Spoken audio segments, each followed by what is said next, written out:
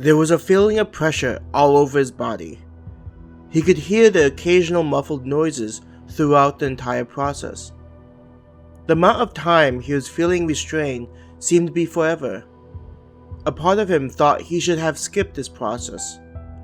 Experiencing the rhythm of constriction and contraction was comforting in a weird way. Next thing was feeling the sudden change of temperature and light surrounding him. "Congratulations! It's a boy!" Han heard a woman's voice shout out. Hearing her voice, Han was glad he altered his sensory inputs. He remembered his nursing friends explaining how a child would be overwhelmed with their new senses, considering the environment they were coming from inside of the womb. There was a smacking sensation on his bottom, causing him to open his eyes. He was able to stop from shouting at the woman in anger, before remembering his situation.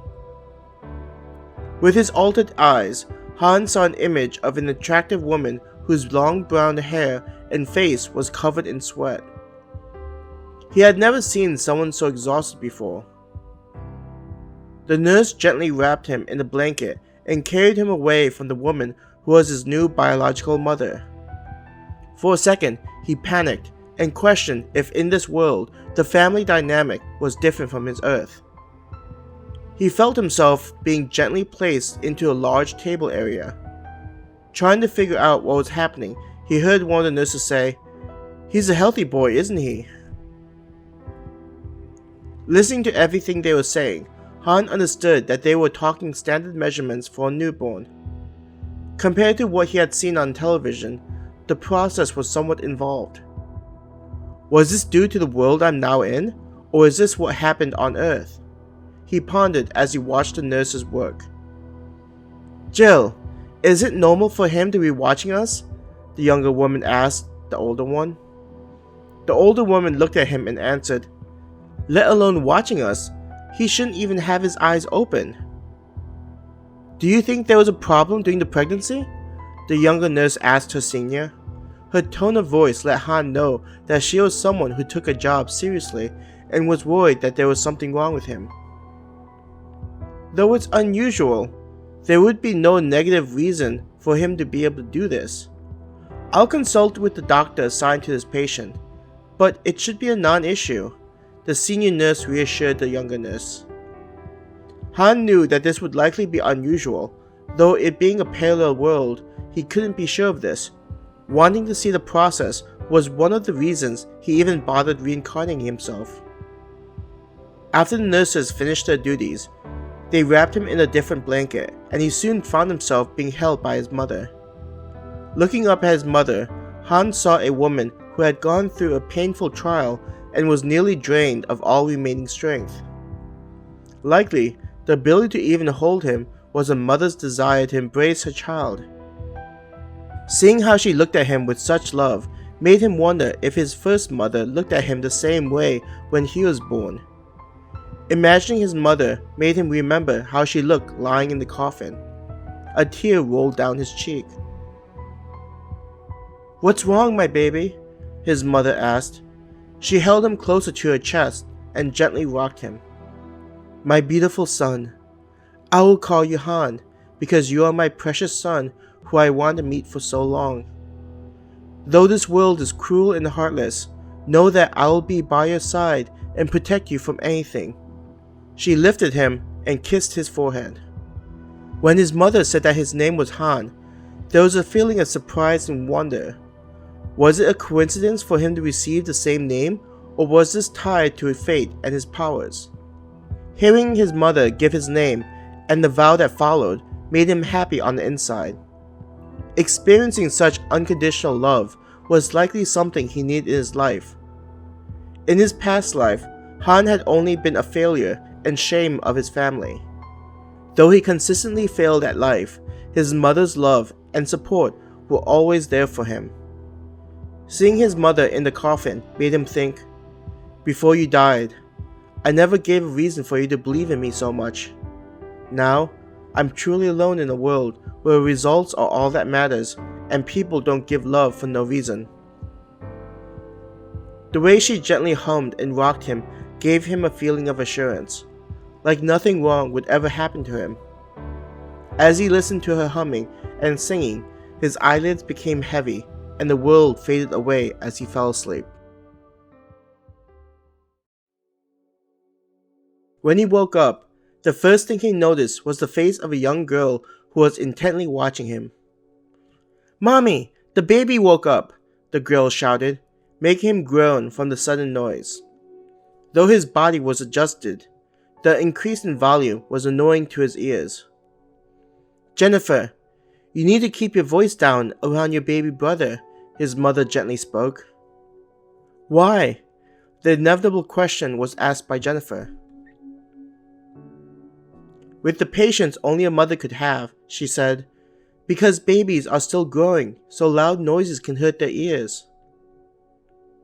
Being wrapped in a blanket, Han wasn't able to see what was happening, but from what he could hear, the girl seemed to find the explanation acceptable. "When are you coming home, Mommy?" Jennifer asked. Footsteps could be heard, and it sounded like a man walked into the room. "Jennifer, don't bother your mother. She's still recovering from having your little brother." "Mommy will be coming home soon," his mother explained. "You'll be coming home today, especially with how much they are charging us with this room. They must think you gave birth to a bar of gold instead of a boy," the man Han assumed to be his father voiced. There was a moment of silence before his mother said, "Sorry, baby. I know you had to take time off from work." Before his father was able to respond, a woman's voice could be heard. "How is the mother doing today?" The sound was from a nurse walking into the room. "I'm doing fine, thank you," his mother answered, sounding a little tired.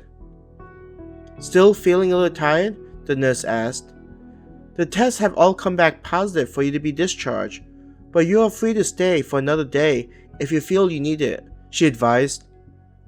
"Not when you're charging an arm and a leg for this place. Knowing how you crooks do things, I'm sure that the extra day won't be covered by my company's insurance plan," his dad proclaimed angrily.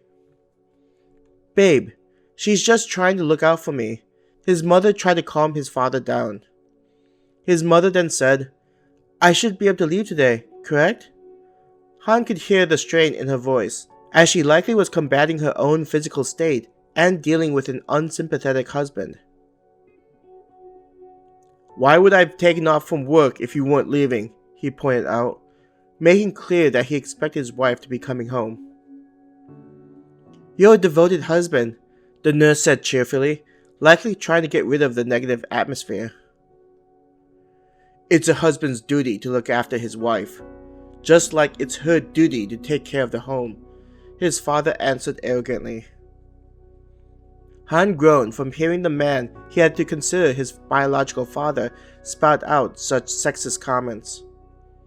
Thinking that he was stuck with a guy who thought he was the king of his domain and treated his wife in such a manner ground on his nerves.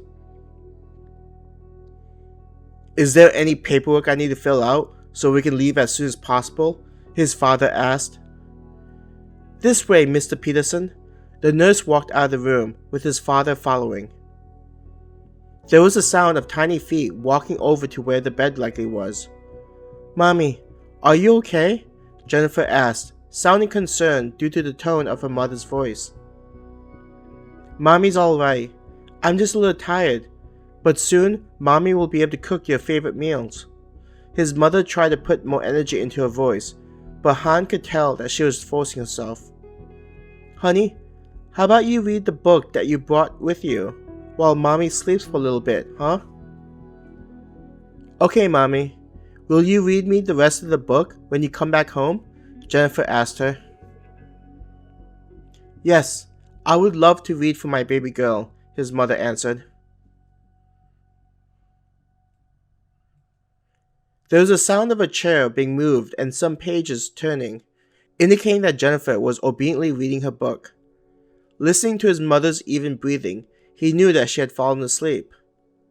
Thinking about how much his mother likely had to go through, Han felt terrible for her. Though his first dad was emotionally distant, He was respectful to his mother and made sure that she was happy. Talking to his dad wasn't something he remembered often, but he could picture the two of them sitting outside in the backyard in silence. Interfering in this world so soon wasn't something I was planning, but at least I can help a little, he said to himself.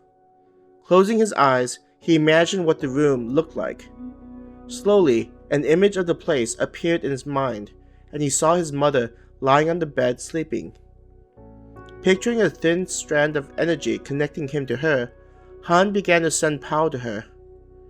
Considering she was only human, Han needed to watch how much was given so there would be no adverse side effects. The glowing-looking liquid traveled the length of the connection and entered his mother. As the bright light passed throughout her body, there was a significant change in her health. Her breathing became stronger, and the color of her skin was healthier. Watching all of this transpire, several moments passed by, and then Han ceased the flow. This was the first time he had tried it on a human in a non-magical world, so there was no telling what could happen. Seeing a woman being treated in such a manner made him want to help a little. From what he knew of relationships, the person needed to help themselves before they would accept outside help. Maybe with his extra strength, she would become a more independent woman.